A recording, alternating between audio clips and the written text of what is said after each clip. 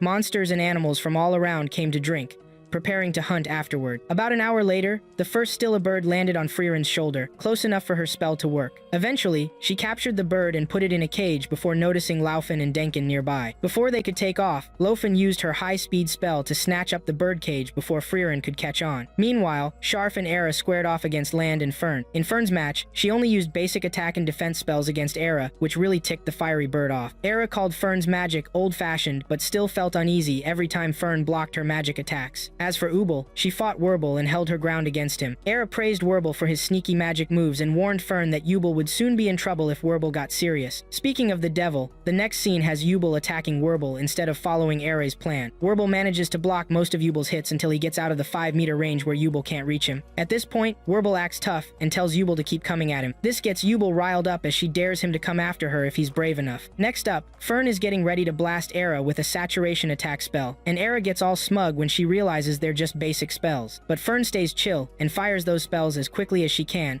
until she totally overwhelms Era and blows her up. Literally, a second later, Werbel uses his special spell, Sorganale, to pin Ubel down. Once the spell kicks in, Ubel feels like her joints are locked, making it way harder for her to move. She grins, annoyed with the spell, and questions why the fool in front of her didn't use it to catch a still. Before she can ponder more, Werbel tells her the catch. If he takes his eyes off her for even a second, the spell is broken and she's free. He warns her that he'll end her if she pulls any stunts, but Ubel wonders why he hasn't done that yet. He could have killed her during his sneak attack but didn't. Before she could pressure him for an answer, Werbel tells her to hand over the birdcage. Ubel almost gives it up when it hits Hirsch. He's not required to take orders from him. Suddenly, she tosses the birdcage into the air and tries to sneak a hit on him when he's not paying attention. Unfortunately, she only grazes his nose, leaving Werbel disappointed in her weak effort. After mumbling some gibberish, he gets ready to finish the job. Ubel notices him waiting and asks for his backstory. Werbel, looking to buy time, shares how it's pretty common for people in the north to send women and kids to fight in wars. Right before he goes to finish her off, he tells her he's been responsible for taking out women and kids for as long as he can remember, so she shouldn't think he'd have an issue with her. After putting up with all his nonsense, Ubel is just waiting for him to get on with it. After an awkward 2 minutes of silence, Ubel asks him if he has the guts to end her or not. When he stays quiet, she figures out that he's actually hesitating to add another kill to his score. Werbel keeps rambling to stall Ubel, but eventually, he runs out of luck and preps himself to do the deed. Just as he's about to strike, Fern shows up and threatens to take him out if he lays a finger on her friends. Werbel is shocked that the one they figured was the weakest actually took down Era. He wonders if Fern is the one who grabbed the bird, and Ubel explains their luck with it. Poor Werbel realizes he's fresh out of luck, especially now that Fern says she took down Era. He thinks it over for a minute, then gives up and heads for his teammate's body. Ubel tries to call him back, but he tells her to chill and just keep focusing on their task. Eventually, everything settles down, and Werbel leaves the girls be. Meanwhile, Land is fighting Sharf in a field of flowers, staying cool as he sizes up his opponent and watches his moves. Sharf, totally clueless about Land's plan, uses his magic to turn flower petals into metal strips and attacks Land with them. After cutting Land's shoulder deep, Sharf lets his guard down and claims he's won. Land just gets back up and starts barking for a few seconds, annoying Sharf at every turn. After a handful of yaps, he threatens to take off Land's head if he doesn't admit defeat. Just then, the real Land pops up behind him and knocks him out to win the fight. Turns out, the Land following the girls was a clone all along, and Sharf had no idea. A little ways off, Werbel finds Era knocked out and wakes her up, joking about her losing to such a basic attack pattern. Era tells him the non-stop attacks were too much for her to handle, and Werbel starts getting worried about the purple-haired weirdo's mana. Eventually, he toughs it out and carries Era on his back like a little kid. After walking a bit more, they find Sharf lying in a field of flowers. Werbel grumbles as he lifts Sharf up. With about 3 hours left until sunset, he's pretty much given up on getting anything done, especially now that 2 of his teammates are out. Soon, it starts to rain outside the barrier, and Werbel gets anxious about what's coming next. He complains a bit, and Era playfully teases him for acting all fancy when he's really a nice guy deep down. Werbel tells her he's been fighting the bad guys to keep a promise he made to a little girl 29 years back. Back then, demons were wreaking havoc up north, forcing the girl's family to move to Central Lands. On the last day he saw her, young Werbel promised to fend off the demons and help her family return home. Even now, he can't remember her face or voice, but he knows he owes her something. After hearing this, Era calls him an idiot, and he kind of accepts it as his new title. As they keep moving, they run into a still hanging out on a tree branch. Werbel stays quiet and uses his bird-catching spell to grab the bird effortlessly. This helps the team stay on track while the others are hunting for nothing. Meanwhile, over in another part of the testing area, Frieren and her partners are still locked in a stare-off with Laufen while Denken is spying from a tree. As soon as he spots Frieren's ears, he realizes she's an elf. Luckily, Laufen only needs her high-speed spell once to snatch the birdcage from them, and then they're out of there. Just outside the barrier, Proctor Sense shows up to talk to Janao and scolds him for taking out a few people just for the exam. Janao stands up and explains why his test is the way it is, but when Sense mentions that the test takers need luck, he points out that luck is a skill. With sunset creeping in, Janao expects a big fight to break out soon. He figures Denken, the powerful Imperial mage, will probably win since he knows how strong that guy can get when pushed. Around that time, Denken and Richter show up to slow down Frieren and her team to buy Laufen some time to escape. Frieren asks Denken why they didn't just use Laufen's high-speed spell to catch the still from the start, and the old guy replies it's because Laufen is still inexperienced and might scare the bird away before getting close. Then the chat shifts to Frieren and her accomplishments before she asks why they're being so obvious with their attacks. Richter jumps in and promises to hold off the kids while Denken battles Frieren, hoping to beat her. Denken warns Richter not to kill the kids, but then Richter tells the old man to get off his butt. Eventually, Denken advises him that becoming a first-class mage isn't worth getting himself killed, so he should play it safe. Frieren agrees with Denken, calling the title just a title. By now, Richter is pretty disgusted with Frieren's ignorance. He lets her know that achieving the title would give that mage access to the great sage and goddess of earth, Saria, who can supposedly grant any spell they want. Basically, mages could gain wealth and power without much cost, but sadly, a lot of first-class mages just ask for ridiculous stuff that makes them look foolish. After his quick history lesson, Richter asks Denken to hold Frieren back for just a minute so he can take out the kids. Denken warns him again about trying to kill the kids, and promises to punish him if he pulls any tricks. Richter finally agrees to ease up on his attacks a bit. After that, he uses a spell to separate himself from Frieren, Denken, and the two girls, so they can fight fair and square. About 1,000 years ago, Flame and Frieren met Syria, the only mage who's said to have read every grimoire out there and can whip up thousands of spells whenever she wants. When they came before the great sage, both Flam and her elf buddies showed their respect, while Frieren wondered who this lady was. After watching Flam step away, Denkin grumbled about younger mages being too eager and hot-headed over this magic privilege thing. Frieren asked why he was saying that, and he explained he believes the real joy of magic comes from the search for it. In the flashback, Syria was impressed that Flam chose Frieren, another elf, as her student. She praised her former student and asked Frieren to name any spell she wanted, and she'd grant it. Hearing this once-in-a-lifetime offer, Frieren turned it down, basically repeating what Denkin just said to her. This annoyed Syria, who then called Flam out, saying Frieren lacked ambition, but Flam stood up for Frieren, saying she's the one who will take down the Demon King and lead them to peace. Syria got even more annoyed, questioning if Flam really thought Frieren could beat the Demon King. Flam got in Syria's head and defended Frieren from all that drama. Once the memory trip was over, Frieren geared up to fight Denkin. Meanwhile, Lewin and Can were throwing coordinated attacks at Richter, who just used his earth magic to block every single one. After figuring out their special abilities, Richter felt let down that these were the kids he had to fight for fun. Lewin and Can got a bit annoyed with his snarky comments, so they tried to retaliate, but Richter schooled them on some basic magic knowledge and explained why most spells have so many limits. Right after spewing all that, he dropped to his knees, touched the ground, and raised a huge boulder to smack the girls. He hoped they'd stay down, but he was disappointed when they got back up and kept fighting. He warned them not to get any wild ideas to avoid him feeling like he needed to kill them. Lewin tried to bluff that Can could control water in the human body, but Richter saw right through it and told them their threats didn't bother him. In the end, Lewin figured him out. If he was as invincible as he said,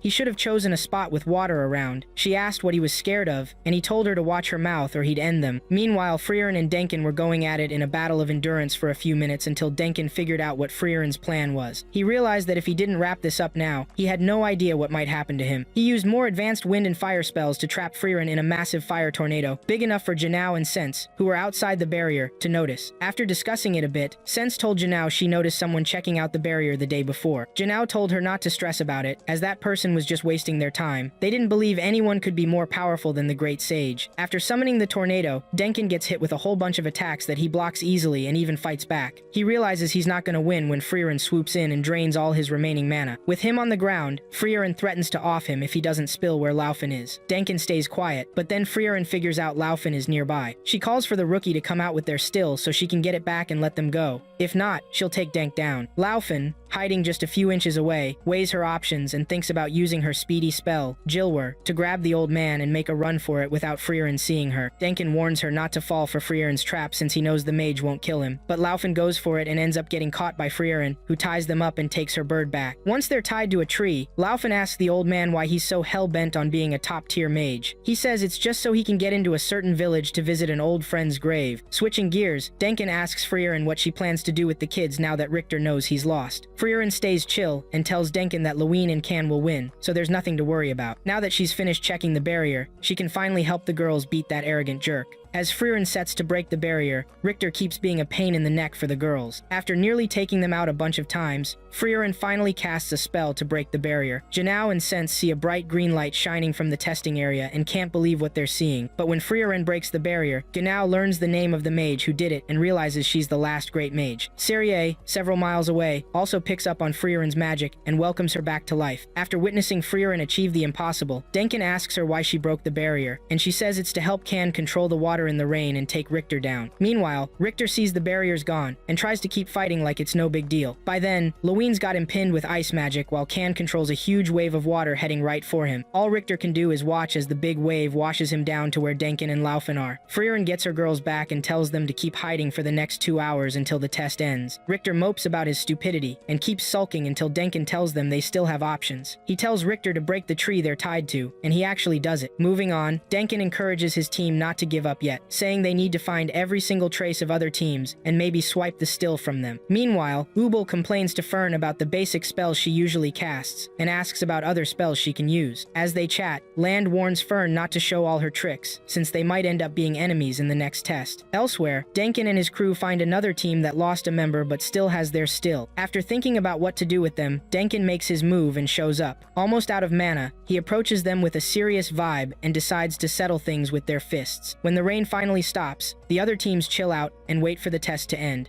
In the end, only 18 out of 57 made it through. After giving them a quick rundown of the next test starting in 3 days, Janao sends them off. Later that night, Stark is at the bar chilling without the girls. The next evening, Stark gets woken up by a knock on the door. At first, it's just a soft knock, so he brushes it off. But soon, the knocking gets way more aggressive, and he finally gets up to see who the annoying person is. To his surprise, he opens the door and finds Fern and Frieren waiting there. He asks if the first test is over. Fern tells him it's done and that they've been around since last night. Stark feels a bit down because he knows what's coming. Fern asks if he was awake all night, and Stark admits he was. Then she asks if he's been sleeping this whole time, and Stark keeps making it obvious he has been. Eventually, Fern gets mad at both Frieren and Stark for sleeping in and wasting her time. To calm her down, they have to spend the rest of the day making Fern happy. So, they head out and walk around until Frieren finally decides to take Fern to a nice restaurant she used to go to with Himmel and the gang about 80 years ago. Stark wonders if they can afford it since it's pretty pricey, but Frieren says it's not a big deal. Meanwhile, Richter is working on fixing a magic lamp for an old lady in what looks like his magic shop. After he gets it working, she thanks him and gives him some sugar as a reward. Richter flips out, telling the old woman not to treat him like a kid. He keeps the sugar, but just as he's about to go back inside, Denkin and Laufen show up to say hi. Richter knows they're not on a team anymore, so he tells them to leave him alone. But Denkin invites him to grab a bite at a restaurant they've been trying to find for a while. Richter asks Laufen why she's still hanging around with the old man, and she says it's because he bought her some donuts. Richter is super annoyed because he just wants to get back to his work. Denkin tells him he's being rude and that he should enjoy life a bit. It won't hurt anyone. After hearing that, Richter tells Denkin to eat wherever he wants. However, Denkin mentions he used to go to that same restaurant with his late wife, which makes Richter change his mind and agree to go with them. Meanwhile, Land is walking through a dark, empty alley in the city when he stops to watch a mother cat and her kitten reunite after being apart for days. After that, Ubel shows up and joins him. Once they get past the small talk, Land asks Ubel why she didn't just kill Werbel during their fight, since she usually doesn't hesitate to take people out. Ubel finds it tough to explain at first, but after a quick memory jog, she says it's because she feels for him. Before long, she pins Land down with Werbel's Sorganale spell and explains how it works. Turns out, Ubel has this strange ability to use the signature spells of people she connects with, which is why she didn't kill Werbel. Then, she tries to get Land to spill his backstory so she can feel sorry for him and learn how to make perfect clones of herself. Land sees right through her annoying tactic and calls her out for being foolish and using other people's magic without understanding what it really means. In the end, he tells her she won't get anything from him, so if she wants to kill him, she should go ahead. Ubel changes her mind and lets him go so he can keep moving. This time though, she makes sure to follow him until he eventually gives in and tells her what she wants to know. As night falls, Denkin and his crew finally spot the restaurant they've been hunting for. Denkin recognizes it as the place he used to go with his late wife, and after chatting for a few more seconds, he heads inside. Once they're in, they see Frieren and her friends checking out the menu, so they decide to kick back and enjoy their meals without any drama. When the food arrives, Stark gets Omurus, while Frieren and Fern go all out with a bunch of meat and desserts. As they dig in, Frieren remembers the last time she visited a restaurant like this with her old pals. Back then, they were blown away by how delicious the food was, so much so that the head chef was called over to be thanked by the heroes. Frieren is stuffing her face because she didn't think she'd ever taste such awesome flavors again. At that moment, the head chef promises her that the restaurant will stick around for the next 200 years, still dishing out those same tasty flavors. Fern and Stark are thrilled to enjoy such a treat, at least once in their lives, and ask Frieren if anyone deserves to be this happy. Just then, Ubel and Land are seen eating at the same restaurant like nothing's wrong. After they finish, Frieren and her group leave the restaurant and head home. The next morning, Stark is meditating on the edge of town when an old guy suddenly appears and starts giving him life advice. Soon after, Frieren shows up and asks Stark who the old man is. Stark admits he has no clue since the guy only shows up when he's training. They brush that off, and Frieren invites Stark to help calm down Fern since she's mad at her again. Stark asks what happened this time, and Frieren explains it was her turn to go shopping that morning, but she overslept and missed the good sales. Now, Fern is super angry and won't even look at her. Frieren begs Stark to step in and smooth things over with this furious chick. Summoning some courage, Stark asks Fern how to make it right. Fern tells him to grab her some snacks, and he complains about how bratty she's been lately. With no other options, Stark takes Frieren to the snack store to get some treats for Fern. Meanwhile, Can is on a balcony watching Werbel and Sharf mess with some random guy and wonders what's going on. Luckily, nothing too crazy happens as Leween shows up dressed like a spoiled noble. Can calls her cute, and Leween explains it's because her dumb brothers always buy her stuff she doesn't even need. Can goes all out to treat Leween like a proper noble, which just makes Leween pull Can's hair out. Next up, Stark and Frieren are at the snack store with Fern, who is taking her sweet time picking something out. Stark tells her to hurry up, and she suggests he pick for her. A few minutes later, Lewin and Can show up and are happy to see Frieren. After grabbing snacks for their upset friend, the 5 of them head back to the inn, where Stark gets to know them better. Just when he thinks his day couldn't get any worse, Werbel and Scharf roll in, checking Stark out. Once they see he has all the skills they need, they recruit him as their frontliner to take on a Fresser wrecking the crops. Werbel gets Fern's okay, and she quickly agrees. So, Werbel drags Stark along, and the girls go back to the inn. There, the 2 girls give Fern a box of snacks to thank her for helping them advance to the second test. Frieren remembers a time with Himmel when he helped a random girl and learned something from him. Himmel told her to change someone's life so she could be remembered as a hero too. Over the next few hours, she enjoys hanging out with the girls and finally gets Fern to smile again. Just then, Lewin pipes up, reminding Frieren how long it took her to wake up on the second day. Frieren tells her to shut the hell up, but then a messenger bird shows up with news about the next test. Unfortunately for them, the proctor for the next test is Sense. And if there's one thing they know about Sense, it's that her tests are super tough. Around the same time, the others get notified about the next test. After seeing how hard her test is, Janao complains that she's setting a crazy challenge, but Sense reassures him that hers doesn't involve killing anyone. The next day, all the folks taking the second test gather at the entrance of the King's Tomb ruins in the north to get the lowdown on the test before they kick it off. When Sense, the proctor for the second test, shows up, she calls everyone's attention and welcomes them to the spot for the test. After clearing up some wild rumors about how dangerous her test is, Sense dives into the details. To pass the test, contestants need to raid the King's Tomb behind her and make it to the bottom of the dungeon while dodging any traps and obstacles they encounter. If they can do that, they pass. Before moving on, one of the baldy guys in the group asks if she's planning to make everyone fail again, since that's her reputation. Sense gets a bit annoyed at his question and tells him that first-class mages are the ones who make the impossible happen, so he shouldn't expect hand-holding. Just then, another person asks how they'll prove they made it to the bottom. Sense says she'll be tagging along with a group of her choice all the way down, but will try not to interfere. When she gets down there, she'll announce who passed. She also hands out special golem bottles to everyone to keep them safe. If anyone gets into a tight spot, they should break the bottle and let the golem pull them back to the entrance. But anyone using the bottle to save themselves will fail automatically, that's the deal. When she finishes explaining, she tells them the bottles will shatter at dawn the next day, ending the test. After that, she sends everyone off to start. For the first hour, no one goes into the dungeon. They're all too busy chatting about strategies. Denkin sticks with Richter and Laufen this time, trying to get everyone to team up to clear the dungeon. As always, there's that one jerk who messes it up for everyone, and a clueless person pipes up, shooting down Denkin's efforts to unite the group. After spouting nonsense for a few minutes, he heads into the dungeon solo. Shortly after, people start heading in, some in pairs, others in threes. A bit later, Frieren and Fern get ready to start. Fern asks Frieren why she doesn't just wait and join another team. Frieren says it's because there's no way to collaborate anymore. When Sense spots Frieren, she decides to walk with her team. Over time, Frieren and Fern work on mapping out the dungeons, exploring before heading to the lower levels. After helping Sense avoid a trap, Frieren and Fern chat about Himmel's love for dungeons. In that moment, Frieren reminisces about one of her boring memories with Himmel during a dungeon run. After recalling the wise words of that so-called hero, Frieren asks Fern what she thinks. Fern just sighs and keeps quiet for the rest of their journey. A few hours later, Denkin and his crew see the last group, Lewin and Can, head into the dungeon. With only 5 of them left, Denkin decides to make the best of what he has to pass the test. When he complains about everyone's foolishness for not teaming up, Richter gives him another view of the situation. Eventually, the old man stands up and gets serious about the test. A little while later, Frieren stumbles on a weird treasure chest and gets super excited, thinking there's a rare grimoire inside. Knowing it's actually a mimic, Fern tries to warn her elf master, but stubborn Frieren ignores her. Instead, she sticks her head inside the treasure and gets stuck in the mimic's jaws. A minute later, it hits Frieren, and she starts screaming for help. Fern tries to pull her out of the mimic box. Sense, who's been watching them the whole time, starts to regret ever thinking they could handle this test. In the next scene, Denkin and his crew are sailing through the dungeons like it's a walk in the park. After dodging a couple of traps, they hit a trickier level. Just when they're about to open the door to the next floor, the gargoyle statues guarding it spring to life and attack. Denkin and his crew do their best to fend off the wild gargoyles, with some of them managing to dodge and smash a few. Unfortunately, one of the crew members gets caught up in the chaos and gets tossed into a room surrounded by crushing spike walls. As the door seals shut, those walls start closing in on her. Once Denkin finishes with the gargoyles, he tries to break down the door, but no luck. Then he tells the girl to break her golem bottle, and she does just that. A few seconds later, the golem busts through the trap door and carries her back up to safety. Meanwhile, Fern gets fed up with dragging Frieren along and decides to change things up. She shoves Frieren into a treasure box, which makes the box choke and spit her out. While Fern fixes her hair, Frieren shares some insights about her previous experiences there. After they clean up, they carry on deeper into the dungeon dungeon. Along the way, they run into some gargoyles and take them out before moving to the next floor. Just when they're about to reach the bottom, Frieren takes a moment to check out all the magical junk she's collected so far. During their break, Sense asks Fern for help in understanding her better. Despite being the youngest third-class mage ever, Sense doesn't see any drive or passion in Fern and doesn't get why. Fern sighs and explains that the only reason she became a mage was to keep a promise to Hyder, but now that she's here, she's not feeling all that pumped anymore. Sense presses her to share what motivates her, and Fern admits she's still doing it just to make Frieren happy. Hearing them open up like that makes Sense really happy to be along for the ride. Elsewhere, Werble and his crew end up in a tight spot in the dungeon and can feel something's off. Before they can figure it out, someone hits Era with Sorganale and goes after the other two. Werble manages to block the attack and tells Sharf to cover the enemy's line of sight. Once they do that, the enemies finally reveal themselves. Turns out, these enemies are exact copies of the three of them, and it dawns on Werble why nobody ever passed the second test. At the same time, Denkin's team runs into the same foes, but quickly outsmarts and takes them down before they can hurt anyone else. Afterward, Denkin checks out the magical replica and helps everyone realize how dangerous these fakes are. The one good thing about them is they're easy to spot compared to the originals, but they all know they still have a tough road ahead. They chat for a few minutes before getting up and heading to the boss's room. What they find beyond the door is totally unexpected. Before they know it, they're staring at a replica of Frieren. If they apply everything they've learned so far, they'll see that this fake is super strong. Denkin has his crew get ready for what's coming next, so they don't get caught off guard. In the next scene, Janao is hanging out with his partner at their office, chatting about the dungeon lord, Spiegel, who's this water mirror monster. Janao mentions that Spiegel is a creature from some legendary tales told by Ewig the Sage. Right now, they think Spiegel can read the memories of anyone who steps into the dungeon and creates perfect copies of them. Nowadays, Einsam is the only monster that's even close to being like Spiegel. At one point, Janao's partner asks why Sense picked such a place for her test. Janao explains that she knows beating yourself takes calm, cool thinking, which suits a pacifist like her. Luckily, she's got safety measures to avoid unnecessary deaths. Next up, Denkin and his crew bail out of the boss room when the Frieren clone starts attacking. Once they're outside, they brainstorm a way to tackle their new problem. Meanwhile, Land and Yubel are huddled together at a dead end. Turns out, Land was hurt pretty badly by a clone of Yubel. Yubel, not caring much about Land's injury, asks for tips on figuring out if her clone is as perfect as it seems. She spots her clone chilling down the hall after turning a corner. Before answering her, Land drops a few hints about Yubel and suggests how her clone isn't so perfect. Once Yubel gets what he's saying, he starts explaining the attack moves of the clone, also pointing out that the clone thinks just like her. As their chat wraps up, Yubel notices the blood pooling under Land's wound, but before feeling sorry for him, she asks if he's the real Land or not. Land plays it cool, and Yubel tries to help by getting him to use her golem bottle, so he doesn't end up kicking the bucket. But Land turns her down and tries to make her see reason, just as Yubel suddenly goes after her clone and fights to get Land's bottle back. During the first half of her showdown with her clone, Yubel keeps up the attack while waiting for the perfect moment to strike. When she sees it, she lets her clone put her in a hold with Sorganale. Just then, the real Land shows up and the clone gets sidetracked. Yubel takes that chance to slice the fake in half and win the fight. After it's over, she steps closer to the injured Land, a bit shocked to find out it was just a clone. Soon, the real Land comes over and asks Yubel why she fought for the bottle back if she knew the one that was dying was a clone. Land thought Yubel was being nice, but she explains her clever plan, which annoys Land a little. In the end, Yubel thanks Land for helping her learn more about him, and Land asks if she can relate to him yet. When she says no, they keep moving. After going down a few more floors, Frieren randomly stops to check out a hidden room she can sense. Fern and Sense are like, stop goofing around and let us finish the test. But Frieren trusts her intuition more than anything, so she messes with the mechanism until she finally manages to open the door to the hidden room. When the door is wide open, the trio walks in to check out the tomb of a special king from the Unified Dynasty era. They pause to admire the murals on the walls and leave once they're done. A few floors down, they finally spot Denkin and his crew hanging out at the entrance to the boss room. Frieren asks why they're just chilling there. Denkin helps her peek into the room beyond the door, and Frieren sees her replica waiting in the middle for her first challenger. Excited to see herself recreated, she syncs minds with the guys to figure out her weaknesses. Richter throws out the idea of using restraint or hypnosis magic against her, but sadly, Frieren resists both. Not to worry though, as Denkin thinks using that magic can still open up a chance for the real Frieren to attack. To see what the magic can do, Denkin has Methode try her spells on Frieren. Methode uses both restraint and hypnosis magic, only to find out Frieren was telling the truth. After her analysis, Methode suggests finding someone among them who specializes in hypnosis magic to help Frieren. Denkin asks if she knows anyone, and she mentions Edel, a non-combat mage skilled in hypnosis. The downside? Edel is pretty weak and her magic only works on beings with their own minds. Up until now, they have no idea if these replicas actually have minds. Denkin sighs, realizing they're lacking a lot of info. In the next scene, Edel and her crew are hiding from what looks like Sensei's replica. After hiding their mana for so long, Edel still feels she can't do much to save her teammates, Blay and Dunstay, against the wild replica. She thinks she must try using her hypnosis magic on it, if the thing has a mind of its own. But if not, she's pretty much useless. She sizes up the replica standing a few meters away and makes her deductions. Shortly after, she tells her teammates to just give up and head home to retry in 3 years. But Blay suggests she tries using her hypnosis on the replica. Edel lets them know that even though her family's hypnosis magic isn't the greatest, she can still make the replica kneel if she makes eye contact and has 15 seconds to activate the spell. Just as she's talking, the crazy replica spots them and attacks first. To buy herself those 15 seconds, Edel tells her team to set up a barrier to block all of the replica's attacks while she completes the spell. Blay and Dunstay get to work and manage to block the replica's barrage. Unfortunately, their barrier doesn't hold for long, and the replica takes it down quickly. With the barrier gone, Edel makes eye contact with the monster and orders her to kneel. At that moment, the replica lunges at her, wounding her in the chest. That's when Edel realizes the replicas don't have their own minds. She decides to use her escape bottle and ditches her teammates to join other teams. Soon after, a golem appears and carries her to the surface. Meanwhile, the rest keep descending, and Denkin and his crew decide to take down Frieren's replica using brute force. As the battle between Werble and his replicas rages on, Werble finds himself loving the fight so much he defeats Era by collapsing the ceiling on her, exposing the other two. Hearing everything Denkin just said, Fern steps up to fight the Frieren replica, and everyone else instantly agrees. With that settled, Frieren and the crew start talking about the best ways to take down her replica. The only crucial info they're missing now is whether the replica actually has its own mind. Luckily, before they jump the gun, a wounded Dunsta shows up and shares what he learned from Edel. The team quickly notices him and rushes to help. Before treating his injuries, they ask about his teammates, Edel and Blay. Dunst explains that Edel had to use her bottle to bail on the test, while Blay stayed behind to stall Sensei's replica so he could escape. Hearing this, Dunstay tells the crew he's got useful info but needs to know they won't stab him in the back. Denkin promises him and has Methode take care of his wounds before they start planning. Once Methode stops the bleeding, Dunstay spills Edel's discovery to the group. The replicas can only pretend to have real minds, they don't actually work like that. This helps the crew save some time chasing dead ends. However, Denkin is still struggling to figure out what the replicas actually are and, more importantly, who made them. Richter tries to tell him that it doesn't matter as long as they find the replica's weaknesses. Lewin and Can show up on the same floor to share what they know about the monster controlling the replicas. Lewin's brother took the test before, so she has some useful intel about the monster creating the replicas. Richter tries to put her down for not teaming up from the beginning, but Lewin honestly tells him she's better off counting stars than teaming up with a selfish jerk like him. To make it worse, she calls Richter an old man, and that hits him right in the feels. Once they get past that, Lewin explains how to take out the replicas for good. She says the Spiegel monster is right behind that door, and if they can take down the Frieren replica in the boss room, they can get to the real monster causing all this chaos. Luckily, the Spiegel monster is pretty weak, so it shouldn't be a problem to take it out. Denkin and the others jot down this important info, but Lewin warns them to hurry because the replicas always have a weird habit of gathering at the bottom of the dungeon over time to attack whoever's there. As the group feels hopeless, Fern steps in with a few questions to check if the replicas share the same weaknesses as the real ones. When Denkin asks her where she's going with this, Fern gets up and tells Frieren to move to a wall in the distance. Frieren does it, and Fern hits her hard. Of course, Frieren blocks the attack, but soon Denkin and the others notice a weakness. It turns out Frieren stops sensing mana every time she casts a spell, but she was too embarrassed to admit such a rookie mistake. With this, Fern and the crew start brainstorming a solid plan to take down the Frieren replica. During their talks, Fern sees a smile on Frieren's face and asks her why she looks so happy. Frieren says she's just reminiscing about the old days when she, Himmel, and the other two used to strategize on taking down dungeon bosses and stuff. After another one of those annoying trips down memory lane, they wrap up their strategy meeting. Not long after, Frieren and Fern give the rest of the team their final pep talk before heading into the room to take on the Frieren replica, with Frieren reminding everyone to stay alert and clear out the replicas at the bottom of the dungeon so they don't get surrounded. Once they're ready to go, Frieren and Fern open the door and step into the boss room. After they leave, Denkin moves on to phase 2 of the plan, leaving Frieren and Fern to tackle the tough part. In the boss room, Fern is doing her best to dodge the replica of Frieren's attacks, hiding whenever she gets the chance, while the real Frieren, who's just as strong and clever as her duplicate, is facing off against her. Over the next few minutes, both Frieren and her copy start throwing some wicked spells with killing in mind. During the fight, even the real Frieren remembers just how scary she can be when she actually takes things seriously. Earlier, she had already shown Fern the kind of spell she was supposed to use once she got the right moment to take down the replica. But when Fern hears she should use the Zoltrak spell, she starts to freak out and doubts herself. A little encouragement from Frieren gets her back on track. Eventually, she finds the courage to trust in her skills. Just when she's about to go for it, another annoying flashback interrupts the scene. This flashback goes way back to 1,000 years ago when Flam had just died, and Frieren brought her will to Flam's master, Saria. Saria seemed pretty indifferent about her student's death,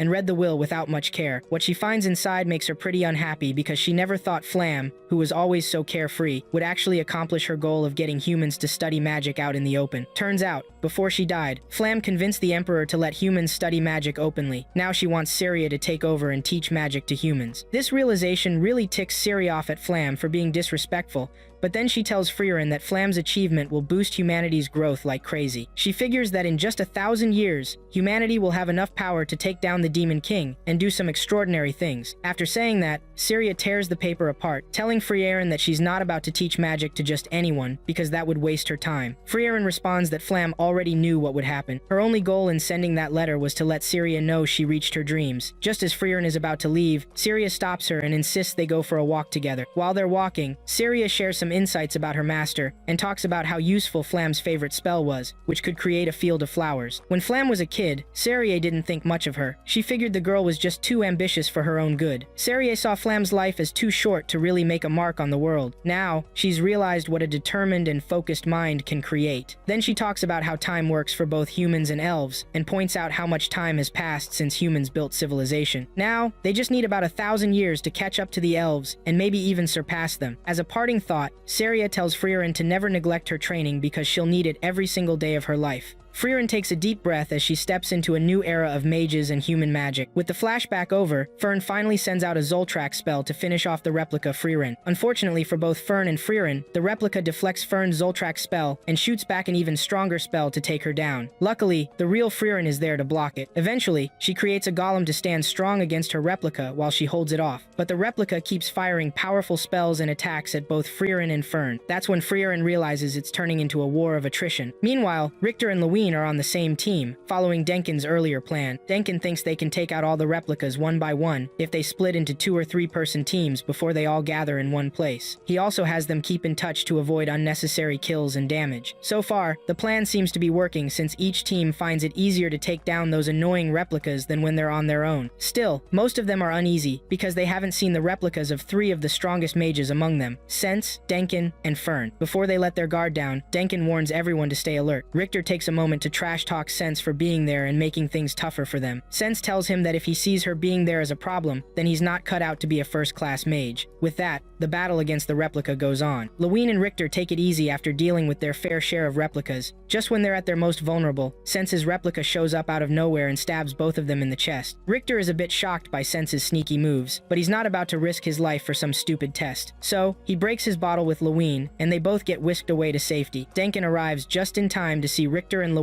throwing in the towel. He's mad at himself, but knows he won't change anything if he stays. Soon, Ubel and Land show up to check on the creature in front of them. When Ubel figures out who Denkin is hiding from, she asks him if taking down Sense is necessary to pass the dungeon test. Denkin confirms yes, so she gears up and explains herself to Land, before rushing out to face the replica. Ubel goes to use Real Sidon, a spell that can cut through almost anything she can imagine, to take down the wild replica. Land warns her that cutting through defensive spells like that is risky. Even so, she insists on using her strongest cutting spell. Sense instantly recognizes Ubel's mana, and explains why she thinks this crazy third-class mage will win. 3 years ago, during the second test overseen by Berg, Ubel did something unbelievable. Berg was a first-class mage with solid defensive mana protecting him from various magic attacks. With his unmovable cloak, no one had a chance against his defenses. To pass his second test, he dared anyone to break through, and nobody could figure it out. Finally, when it was Ubel's turn, she just imagined cutting through cloth and used that idea to slice through Berg's clothes and body like it was nothing, killing him in the process. After the test, Ubel was disqualified, but Sense had a chat with her that day before dismissing her to see what was going on in her head. When she asked Ubel how she defeated the impenetrable cloak, Ubel simply told her she used her cutting spell while imagining cutting through fabric with scissors. Sense just sat there, baffled by where this brat came from. Once Ubel finished talking, Sense tried to make sense of what she said. Eventually, she recognizes how differently Ubel thinks, and considers her worthy of being a first-class mage. Sadly, since Ubel is disqualified now, that won't happen, but she can try again in 3 years. Before leaving the office, Ubel asks Sense about her hair and how she cares for it. Sense once confessed that she hated her hair so much that sometimes she just wanted to cut it. Using that info now, Ubel simply cuts all the replica's hair off, killing it in the process. Elsewhere, Werbel and his crew finally meet Method, who fills them in on what they need to know. As she talks, her mana sensors pick up what went down between Yubel and Sense, so she passes that info to Werbel and the gang. Werbel pledges his loyalty to the team and asks Method what's next. She spots Denkin's replica and tells Werbel and the team to take care of that one while she tackles Fern's replica. Era gets confused and asks Method if she's strong enough to handle Fern. Method assures her she's got some tricks up her sleeve, so not to sweat it. With everything in place, Werbel and his crew get ready to start their mission. Meanwhile, Ubel, Land, and Denkin run into the replicas they've beaten before again. This makes them realize they're in a battle of attrition until Frieren takes down the crazy monster making the replicas. The action heats up over the next few scenes as Method finally gets to fight Fern. At the same time, Frieren remembers something she told Fern during their strategy meeting about dropping her defense to create an opening, hoping her replica would do the same and give Fern a bigger shot to attack. Fern tries to caution her about how deadly that can be, but Frieren brushes it off, saying she has a plan. With that in mind, Fern keeps an eye on the two powerful mages going at it, unleashing some wicked spells. When Frieren gives Fern the opening she needs, Fern doesn't hesitate to blast a hole in the replica's chest. Even so, it's not enough because the replica bounces back, pins Fern against the wall, and really wounds her this time. Luckily, the replica gets a little distracted and doesn't notice the real Frieren coming for her. In the end, the real Frieren takes out her replica, saves Fern, and moves on to the next door to take down Spiegel. Almost right away, the replicas vanish, and the remaining students pass the test. Sense makes it a point to congratulate them for making it this far, letting them know their achievement won't go unnoticed. When Denkin asks for the stars of the show, they find Frieren and Fern just chilling with the treasure in Spiegel's room. The next day, Fern comes back to Stark hanging out and training on the cliff like he usually does. Stark, looking scared of Fern's angry face, grudgingly lets her sit with him. Before long, he learns what really went down between Fern and Frieren. Turns out, Fern was mad at Frieren for how she talked about her broken staff from their fight with the replica in the ruined king's dungeon. Fern wanted to fix her old staff, but Frieren thought she should just buy a new one. Fern isn't about to toss her old staff aside because Hyder gave it to her, and Frieren knows that. Stark quickly figures out why Fern is upset with her master since the staff is what helps her keep Hyder's memory alive. Meanwhile, Can is seen comforting her friend Leween, who's feeling down about herself when Frieren walks by. Can and her friend rush over to say hi, but they're stunned to see her with a bag full of broken wood. Before they can ask what's up, the scene cuts to black. In the next scene, Denkin drops by Richter's magic shop, pretending to be a customer but really checking on his old teammate. Richter sees right through his act but plays it cool. As Denkin looks around at the magical items, he asks Richter why he's still running the shop if he's in a bad mood. Richter replies that regular folks gotta earn a living no matter what. Knowing this, Denkin stays quiet and just agrees with everything Richter says about his own failures. Eventually, Richter gets annoyed, and Denkin jokes that he's just a cocky kid who reminds him of his younger self. Even after being dissed by someone younger, Denkin gives Richter some advice, telling him not to lose hope and to work harder for the next test in 3 years. After that, Denkin leaves with Laufen, and Richter just sits there in his shop, staring at the ceiling until Frieren struts in to get Fern's staff fixed. Richter, already in a bad mood, examines the staff and gives Frieren a hard time before suggesting she just forget about fixing it and get a new one. Frieren, who doesn't get emotions at all, just accepts it and prepares to leave. But then Richter calls her back and decides to fix the staff while Frieren browses around the shop. While working on it, he apologizes for calling the staff useless and speeds up so she can have it back that day. Hours later, Stark and Fern come back to the inn after hanging out all day. On their way home, they chat about how Frieren is trying to understand her better, just as they bump into Richter, who recognizes her from the second test. He tells her to be careful with her staff from now on so it doesn't break again. At this point, Fern rushes home to find her staff all fixed and waiting on her bed. She remembers something Hyder said about Frieren trying to understand human emotions and appreciates the effort Frieren put into understanding her attitude. With that, she sets down her staff and shows her master some love. The next day, all 12 contestants for the third test show up at the testing place to witness the final test that will turn them into top-notch mages. Just before the test starts, Serie, the legendary sage, holds a meeting with the exam proctors to give them a hard time for letting someone as powerful as Frieren take part in the test and help so many mages breeze through to the final round. She feels that a lot of the weaker mages got this far not because of their own power but just thanks to Frieren. If any of them end up in the real third test, some could really get hurt. To stop that, Seria asks Lernan, a talented guy, for permission before naming herself the new proctor for the last test. But for this new test, Seria promises to keep it chill and go with her gut instinct. Then she lets Lernan chime in shortly after, and he tells her that he doesn't stand a chance against Frieren anyway, since he can tell she's been holding back her mana to trick people and demons. Seria grins at the shy guy and asks the others if they noticed the same thing about Frieren. A bunch of them say they didn't think she was doing that because her mana seems steady. If she was, then she must have spent a lifetime mastering that tough skill. Seria smirks and informs everyone that Frieren has dedicated most of her life to learning how to hide her mana so she can fool both demons and people. Given all the time Frieren had to learn different spells, she could seem weak,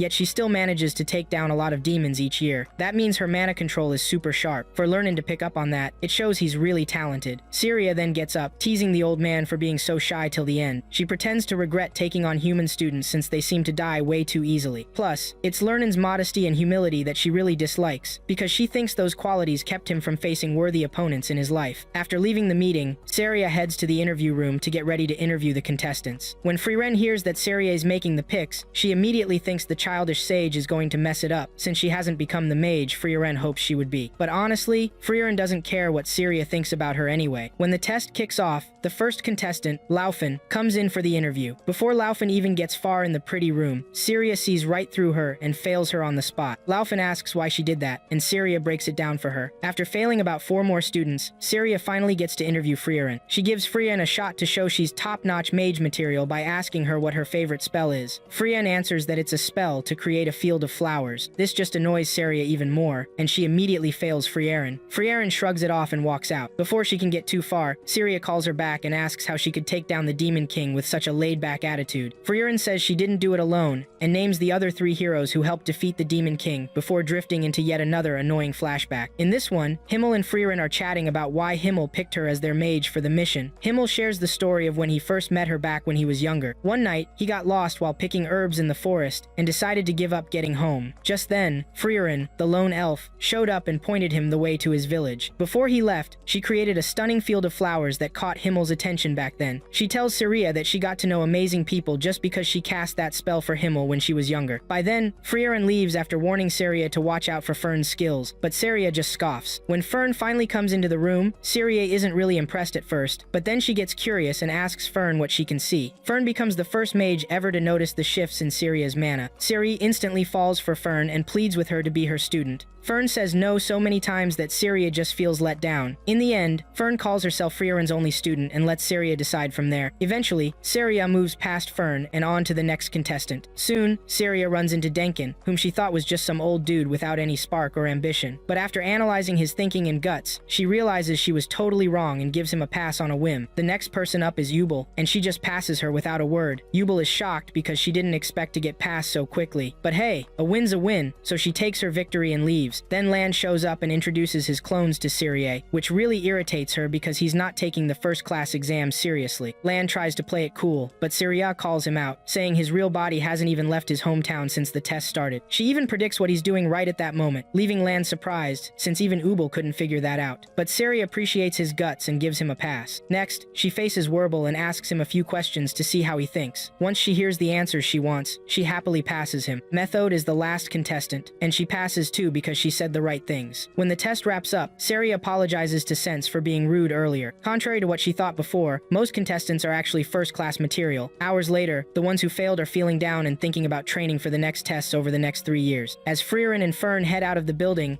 Denkin calls out to them and thanks Frieren for helping him earn a title since it'll make visiting a certain grave way easier. The next day, Stark takes Fern to a snack shop where she struggles to choose a snack she likes. Once she finally picks one, Laufen shows up with Denkin, and it turns out they both like the same snacks. To avoid any drama, Denkin buys more snacks for both girls and sits down to eat with them. Stark feels a little awkward about the whole situation but asks Fern who the old man is. When Stark realizes he's an Imperial mage, he freaks out and apologizes for being so casual earlier. Denkin assures him it's cool and shares a bit about his late wife and not having grandkids, saying he sought magic and power just to save her. But by the time he found out about the Continental Association of Magic, it was already too late. He tells Fern he always thought of magic as a way to settle fights, but Frieren reminded him how fun magic can actually be. He tells Fern to thank Frieren, but Fern tells him to do it himself. Meanwhile, Frieren is randomly picking books at the library and walking around when she spots an old woman struggling to keep her stuff up on her stall. Werbel shows up to help the woman, and then calls out Frieren for ignoring her. Frieren flips the convo on him and tells him he looks like a killer. Werbel agrees and then shares his backstory, mentioning he got this good by listening to the boring hero tales about Himmel that were a big deal in his village. When he was younger, he'd get mad at his friends for just telling him those boring stories instead of the epic stuff. But as he grew up up and saw more demon attacks, he came to realize those big tails didn't actually relate to their village since everyone has their own lives. When Frieren asks what he's getting at, he says he's just pointing out he's in this situation thanks to all the stories he's heard about Himmel. With that, Werble stands up feeling accomplished and leaves to hang out with his friends. Before disappearing from view, Werble tells Frieren to enjoy her time with people since death isn't the only goodbye that exists. After he leaves, Frieren remembers another moment with the heroes, Himmel and the gang. This time, Himmel was spouting some philosophical nonsense about herding sheep. After that annoying trip down memory lane, she returns to the inn and finds out Fern has been invited to the association building to get her first-class mage privileges. Since she can bring guests, she decides to take Stark and Frieren with her. Unfortunately, when they arrive, the trio learns the hard way that Saria has banned Frieren from entering the building for the next 1,000 years. Frieren asks the receptionist what she did to deserve this, but Fern figures Saria must be really upset with Frieren for not following the path she expects of her. So, Frieren and Stark end up spending the whole evening outside waiting for Fern to finish her stuff. Later that night, Frieren tells Stark how proud she is of Fern for reaching that level, and she's stoked Fern finally hit that peak in magehood. Just then, Lernen shows up and apologizes for Saria. When Frieren looks closely, she notices the old mage picked up on her mana changes. She praises him and calls him a war hero from a peaceful time. Lernen agrees, mentioning that's also how Saria sees him. He thinks if he hadn't been born in such a chill era, he might have become a way stronger mage. Right now, he doesn't want Saria to be alone after he's gone, so he plans to attack Frieren to make sure his name is remembered by his master forever. Before Frieren can say anything, he attacks her and injures her soldiers. Keeping her cool, Frieren tells him that Saria clearly has feelings for the students she's trained, and has never regretted choosing them. After another memory flashback, Frieren leaves the loser to join Fern, who just learned her new spell. After watching her go, Lernen realizes something new about his master and figures out she loves him just like he loves her. The next day, Stark says his goodbyes to his new friends at Oberst, and joins his peers to start their journey to Ende. As they leave the city, Frieren figures out Fern's new spell that cleans clothes. She praises her student for getting such a handy spell, and asks if Saria was mad about her getting something so boring. Fern says Saria was pretty mad, but they both don't care. Before they can get too far, Lewin and Can show up to say goodbye to Frieren. After a quick farewell, the trio keeps moving, and Fern asks why Frieren didn't say anything special to the girls before leaving. Frieren says it's because it would feel awkward if they met again. As expected, she backs this up with another memory flashback from Himmel.